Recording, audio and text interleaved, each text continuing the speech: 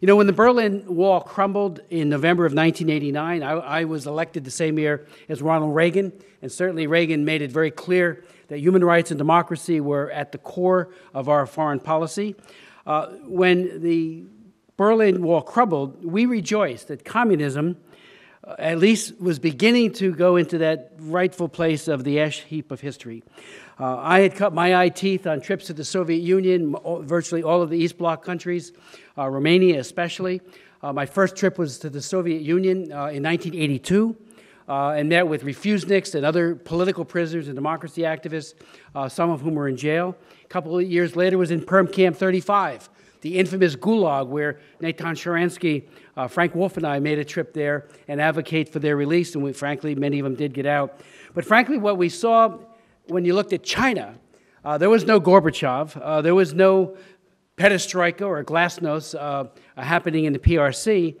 We were all obviously elated as the Tiananmen Square protests got underway. We thought this was going to be the matriculation from dictatorship to democracy for China, and certainly the people of China absolutely deserved universally recognized human rights.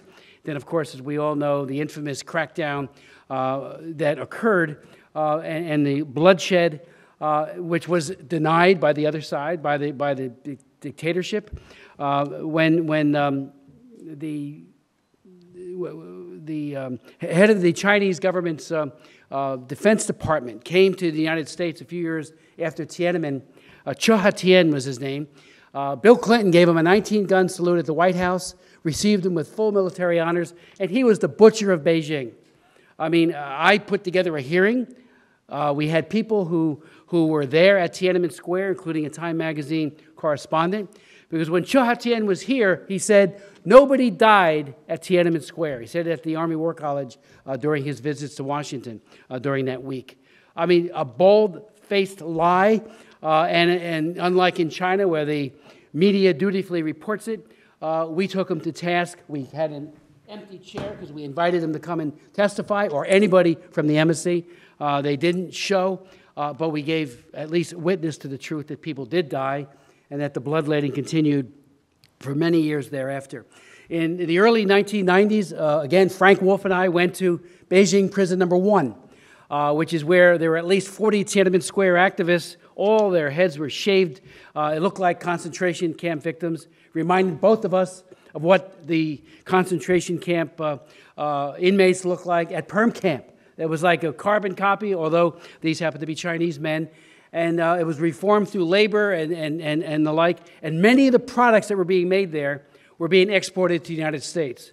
So we actually got an import ban, and that prison camp closed, that Laogai camp. But obviously others, they just moved their base of operations to other camps. Unfortunately, many of the policy elite, when you talk about China, and it's more China than any other dictatorship in the world, give them a pass. You know, talk about harmonious stability and all of these other euphemisms where we just deal with a government that's a dictatorship, orders things to happen, and they happen, while the people suffer and suffer tremendous cruelty. I'll never forget, Bill Clinton got it right when he took Bush 1 to task and said, you are coddling dictatorship. Our response post-Tiananmen Square, in my opinion, was egregiously flawed. Brent Scowcroft flew over, was meeting with and reassuring Chinese leaders. So when Bill Clinton came into town as president, he told us that we needed to get rid of most favored nation status unless there was significant progress in a wide area of human rights concerns. I agreed. There was strong bipartisan support. We had the votes, we believe, to take away most favored nation status unless there was a corresponding improvement in the area of human rights. And lo and behold, when we were looking to bring that to the floor, the president said, time out. I'll do an executive order. And he wrote out an executive order that read flawlessly. It was a wonderful executive order, but it was a cynical, and I believe now very damaging executive order because he didn't mean it. Midway through the year, it was going to be a year of review. And if it looked like China was improving, MFN will be conferred for another year, and the trading partnership would continue. If not, it would be taken away. During the year, every single month, I held a press conference. I had many human rights organizations join me at it, and we did a scorecard on each of the areas, and every single month there was significant deterioration, not significant improvement in the human rights record. They were testing us, I believe, among other things. So I went over there in January, because it was due to run until the spring. And I met with several people in the foreign ministry, and I'll never forget, one of the deputy foreign ministers who spoke better English than I do said, "We're getting MFN, and it's none of your business, and this is a sovereignty issue.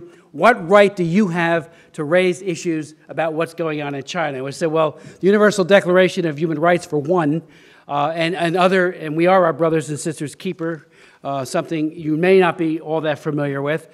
So I brought that back and told the president, I never talked to him, I talked to his top people, and said, "They think you're bluffing, Mr. President."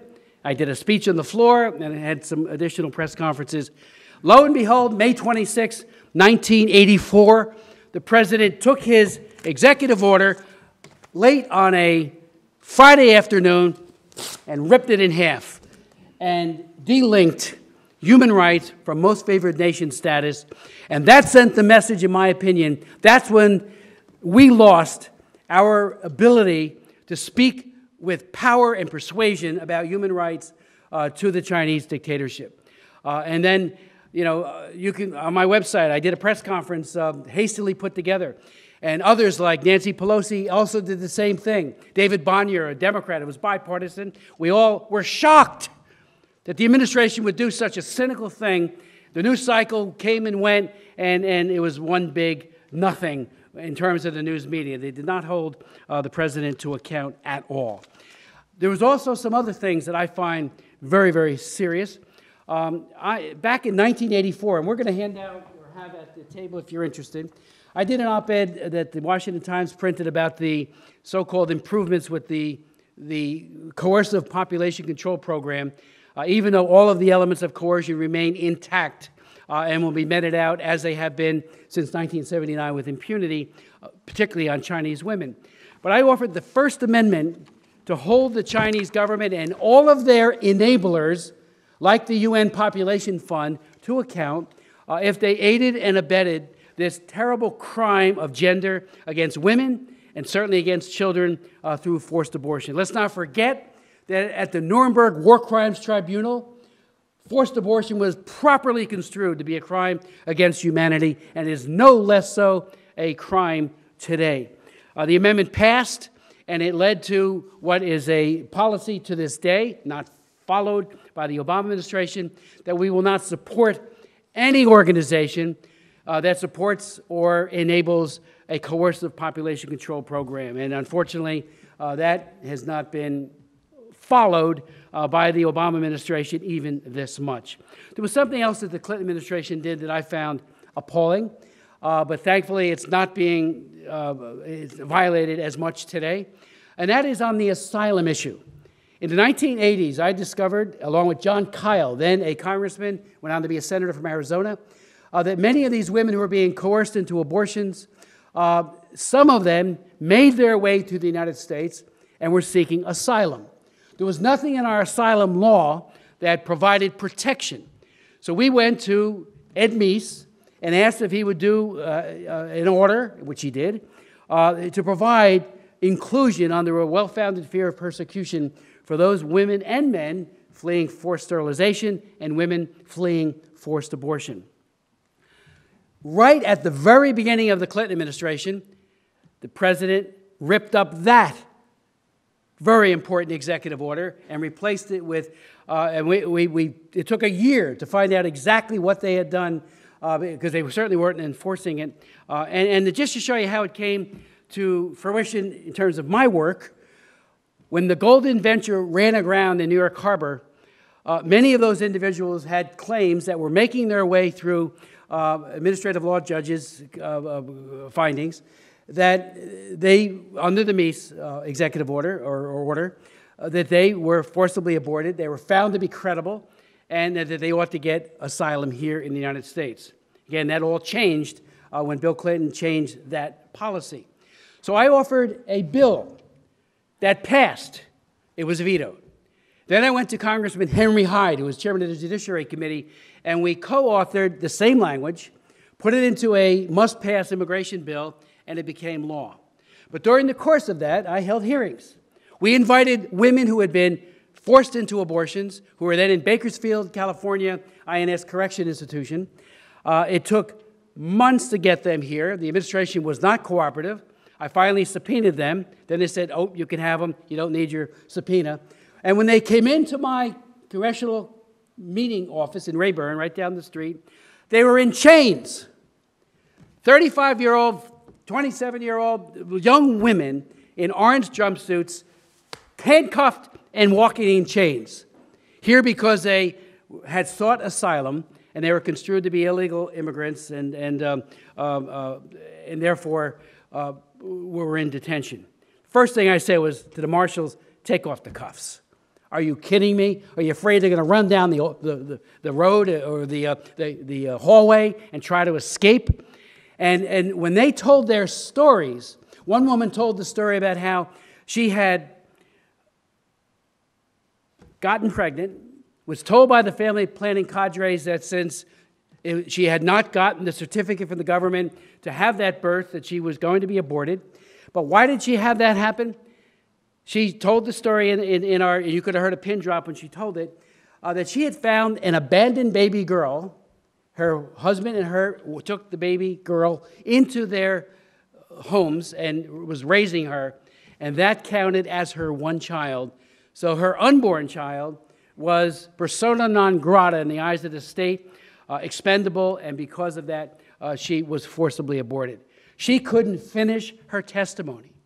And I had invited a lot of people on the other side of the issue to come and listen to this. A couple of them came, and they were moved, but the impact of that had a very limited shelf life and went right back to saying, let's give money to groups like the UN Population Fund, even though they have a hand-in-glove relationship with the Chinese government.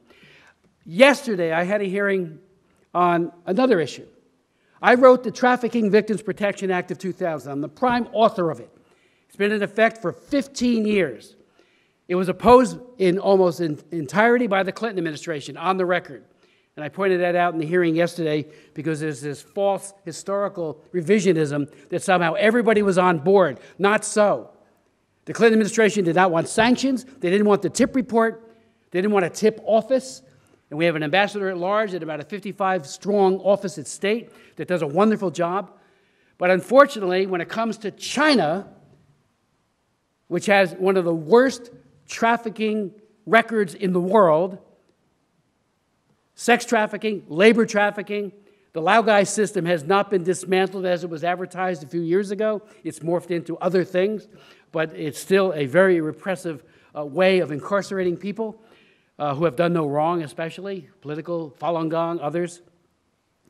And I asked pointed questions yesterday on several of the countries that this administration is currying favor with, like Cuba. Cuba has an egregious record when it comes to trafficking, sex trafficking as well as labor. They deny that there's any labor trafficking whatsoever. They got an upgrade from Tier 3, which is egregious violator, to a passing grade. Same with Malaysia, with the TPP, the Trade Partnership Accord. Any country that's a Tier 3 country is precluded from being part of that. So they artificially were upgraded. And on China, I asked the questions about all of these countries, but it said, how can you give them a passing grade when even when women come in from other countries, like from North Korea? I've had 5 hearings on North Korean women making their way in. We had women who told their stories about how they were first trafficked when they got into China, and then when they were exploited for a certain number of years, the Chinese government just kicked them back to North Korea and certain gulag for them, and in some cases, some of their friends were actually executed. Complete abridgment of the Refugee Convention to which the PRC has been a signatory for some time. And yet they're still not construed to be a Tier 3 country. You can't manipulate, maybe the bottom line of all of this, you can't manipulate human rights reporting or human rights work and make it a separate, hermetically sealed type of consideration when it comes to other issues. You know, I've said to the Chamber of Commerce for years, if you want contract law protected, copyright infringements and all the rest, intellectual property rights protected, make sure you get the human rights piece right. If a country refuses to respect its own citizens and treats them with such impunity across the board, no labor rights, no democracy rights, I mean, you just go through the line. I invite you to read our commission's report. It's out on the table. It is a very, very we have excellent staff at the commission who pour into every bit of evidence to come up with this report on all of the areas of where there's a violation of human rights. And yet it's disconnected in this administration, and it was in Bush 2, not as much, and the Clinton administration was abysmal. Let me just maybe conclude with a couple of final points. This week we heard that China is now going to a two-child per couple policy. I'll believe it when I see it, and I think we should be very skeptical because all of the elements of coercion remain intact. Reggie Littlejohn, I know she's here. She's done yeoman's work on these issues, and I congratulate her and thank her for her leadership. But there are missing girls in China. The absolute bare minimum is 34 million. 10 years ago, the State Department suggested maybe as many as 100 million. Nobody knows. We had one woman named Mira Wiesenstahl who wrote very extensively, heavily footnoted work, testify before some of our hearings, and she points out that in Asia, there are more missing women and girls than the entire population of the United States of America. And she put it in the book, and it's a few years old now, at 160 million. And of course, that includes India and other countries in Asia. But China, it's a direct consequence of the one-child per couple policy and a male preference for children, which just leads to this exclusion of girls. It has also exacerbated the trafficking issue. I've been raising this with the TIP office for years, and in the previous administration, they got it. There is language in this year's report that also shows that nexus, but again, we gave them a passing grade.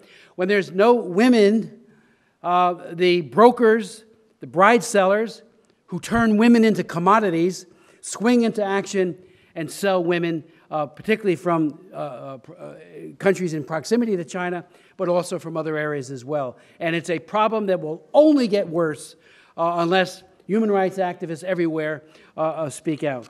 On religious freedom, China is a CPC country of particular concern. It's been that way since enactment of the International Religious Freedom Act in 1998, a bill that was written by Frank Wolf. I have a bill now pending that we've named after Frank that would take it to the next level in trying to promote religious freedom and liberty. But China is a CPC country. Under Xi Jinping, it has gotten worse. Even patriotic church, the Three Self Movement church, the recognized churches, and in every trip I make to China, I always meet with their atheism office. It's the religious affairs office run by an atheist, and raise all of these issues. I meet with the leaders of all the officially recognized churches, and then with the underground churches. On the last trip, every underground pastor we met with was arrested. And so I'm a little gun-shy about even doing that anymore. They wanted it. Bob Fu set it up, the great pastor from who has done yeoman's work on religious freedom there. But it just shows you, and it's getting worse. I could probably take some questions if you don't mind. And one last thing about implementation of laws. You know, the China Human Rights Act obviously seeks to use visas, the way we are doing the Magnitsky law with Russia, to say we single not just the country, but we go after the bad actors and minimally deny them visas to the United States as a way of holding them to account as best we can. In the year 2000, I wrote a law called the Abril-Nance-Meg Donovan Foreign Relations Act of 2000, and I put a provision in it that said anyone who is involved with coercive population control in China or anywhere else, but it's mostly in China, of course, is precluded a visa. This administration has utterly refused to honor that, to to in any way implement that. So we have people who are treating women like chattel, as wards of the state that they can manipulate and hurt through forced abortion and forced sterilization. And they come here, the leaders, and nothing is done to prevent that visit. I believe that if we were to enforce that and say, okay, who's running the program? What are they doing? We need to hold them account. I had a woman testify in the 90s. We called her Mrs. Gao because she didn't want to give her real name for her family's sake. But she ran a family planning program in Fujian province. And she said, you Americans and you Westerners don't understand that population control is of the highest order in terms of implementation. I mean, this is something with obsession the government seeks to implement, and they do it effectively, but of course, while damaging women and men and children in the process. There are people like her. She became a pro-life leader, but at the time, she says, and this is the way she described herself. She said, by day, I was a monster, her words. By night, I was a wife and mother of one. She said as late into the pregnancy as 9 months, women would be pleading. They had hidden the fact that they were pregnant, somehow evaded detection, but they would bring in their family members, hold them to account, lock them up, and her testimony was compelling, and she said, this happens every day throughout all of China. And I'm not convinced in the slightest. In 1985, when I first offered that amendment that passed the House to defund organizations that enable these atrocities against women, the Democrats put together a hearing to debunk that forced abortion was real in the People's Republic of China.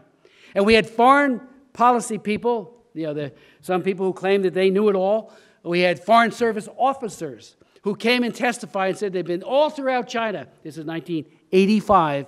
And they saw no evidence of coercion in their population control program.